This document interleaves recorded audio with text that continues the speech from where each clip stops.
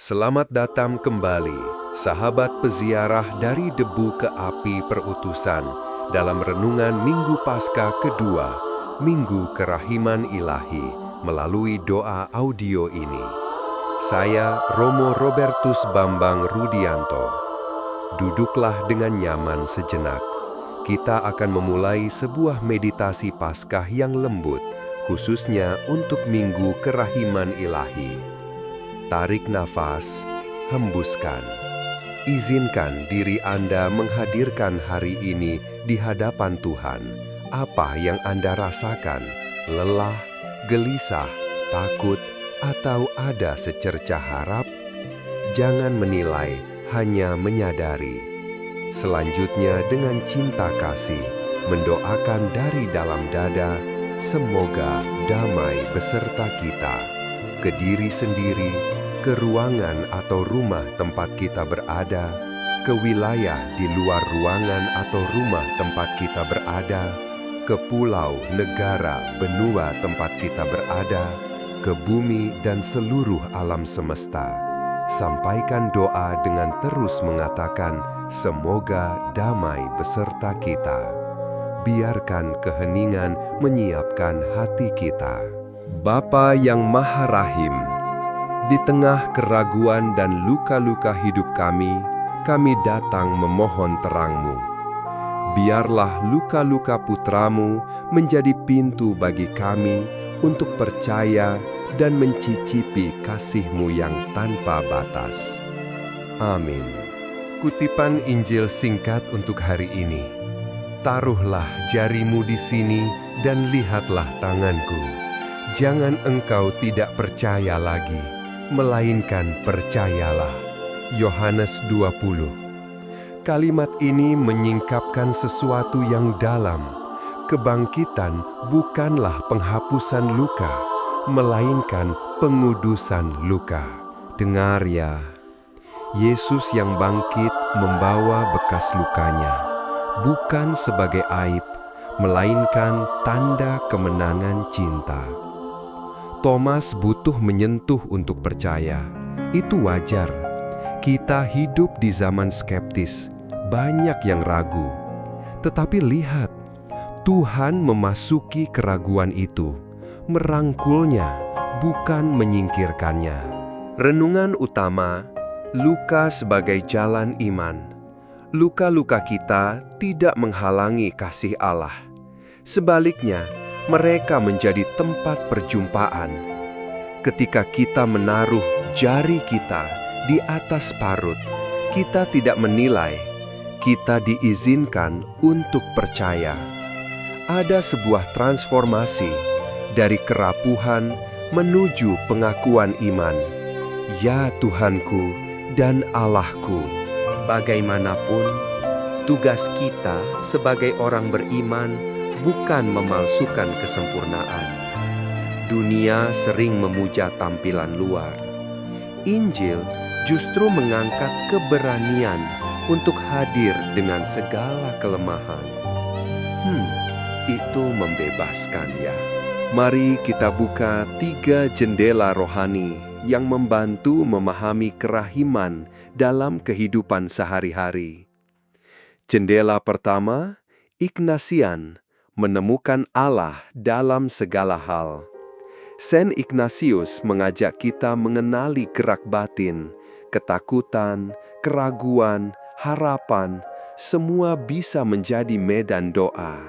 Jendela kedua, Fransiskan, pekerjaan sebagai perwujudan cinta terhadap ciptaan. Santo Fransiskus mengarahkan kita untuk merawat rumah kita bersama dan setiap orang yang terasa terbuang. Kerahiman memulihkan martabat, bukan menghukum. Jendela ketiga, I Thirst, warisan Ibu Teresa. Yesus haus akan iman dan kasih kita. Ia tidak tersinggung oleh keraguan. Ia menunggu, penuh kelembutan. Pelayanan kecil yang konsisten, itulah bahasanya. Sekarang, saya akan menceritakan kisah singkat yang sederhana. jari di atas parut. Seorang anak selalu bertanya tentang bekas luka di tangan ayahnya. Suatu hari, ayahnya berkata, "Luka ini karena ayah menahan pintu yang terbakar supaya kamu bisa lari." Anak itu terdiam. Ia melihat luka itu bukan cacat, tapi bukti kasih yang menyelamatkan. Thomas menyentuh luka Yesus bukan untuk menghakimi, melainkan untuk memastikan kasih itu nyata. Darah dan luka juga bagian dari kasih penebusan. Itu mengubah cara kita memandang penderitaan, bukan sekedar kebetulan, melainkan titik perjumpaan kasih. Refleksi singkat. Apakah kamu lebih sering mengeluh tentang luka hidupmu, atau berani melihatnya sebagai tempat di mana kerahiman Tuhan memancar bagi sesama? Jawabnya mungkin sulit, tapi tanyakan itu pada hati Anda, jujur ya. Mari kita masuk pada pendalaman spiritual berdasarkan 3 jendela itu, dimulai dari Ignatian. Santo Ignatius menekankan kesetiaan dalam masa kering atau ragu. Kita tidak selalu membutuhkan pengalaman besar. Ketaatan kecil dalam keheningan seringkali lebih bermakna. Pendalaman I Thirst. Ibu Teresa berkata, "Jangan takut akan penderitaanmu. Jadikan itu jembatan menuju hati sesama yang juga haus akan kasih." Pelayanan bukan soal spektakuler, melainkan mengubah penderitaan menjadi perhatian nyata pada yang lain. Perspektif Fransiskan. Kerahiman memulihkan martabat manusia sebagai gambar Allah. Kita dipanggil merawat ciptaan dengan semangat pengampunan yang memutus rantai kebencian dan eksploitasi. Kerja sehari-hari juga menjadi sakramen ya. Sekarang, beberapa pertanyaan reflektif yang boleh saudara renungkan. 1. Luka atau kegagalan mana yang paling menghambatmu untuk percaya pada kasih Allah? 2.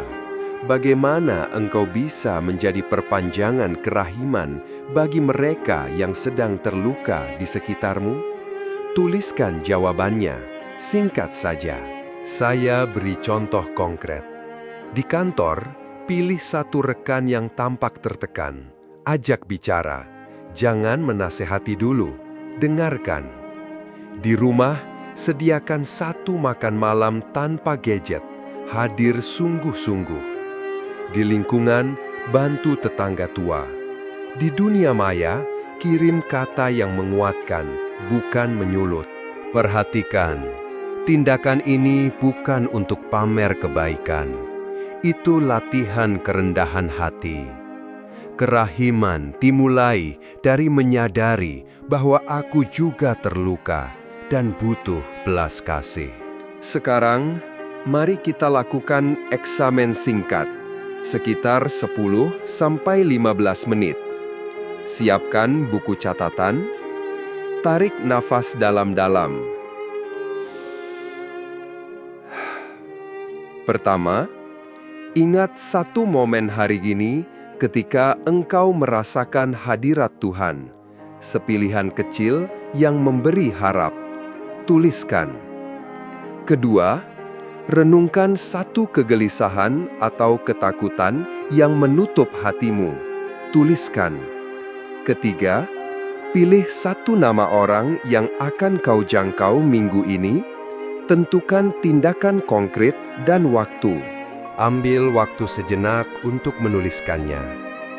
Kalau sudah, ucapkan dalam hati, "Tuhan, pakailah ini untuk menyentuh hati." Itu saja. Kesetiaan kecil yang konsisten lebih dihargai daripada rencana besar yang tak pernah dimulai. Sahabat, ada satu godaan. Menyimpan iman seperti koleksi rapi dalam lemari aman, tapi tak berguna untuk orang lain. Paskah memanggil kita jadi stasiun pemancar kasih. Nyalakan satu lilin, keluarkan sinarnya. Mudah diucapkan ya, sulit dilakukan. Tapi mulailah dari satu tindakan kecil. Pertanyaan penutup untuk dibawa sepanjang minggu. Apakah kehadiranku membawa pengharapan atau lebih sering menambah beban orang lain? Di medan mana aku memilih aman, bukan berani? Siapa satu orang konkret yang akan kutemui dengan kerahiman minggu ini? Tulis doa penyerahan. Tuhan Yesus, aku percaya. Bantulah aku yang tidak percaya ini. Tariklah aku ke dalam samudra kerahiman-Mu, dan jadikanlah aku saksi kasih-Mu yang memulihkan dunia. Amin. Penutup sepatah kata dari saya. Jagalah luka-luka Tuhan sebagai rahmat, bukan cela. Biarkan parut itu mengajarkan kita berbelas kasih. Bila Anda bagian dari kelompok doa kecil, bagikan kisah jari di atas parut minggu depan. Nilai sederhana itu menular. Terima kasih telah berdiam sejenak bersama saya hari ini. Berjalanlah dengan damai, dan semoga kerahiman Allah menuntun setiap langkahmu dalam pekerjaan dan kehidupan sehari-hari. Sampai jumpa di meditasi berikutnya. Damai sejahtera bagimu.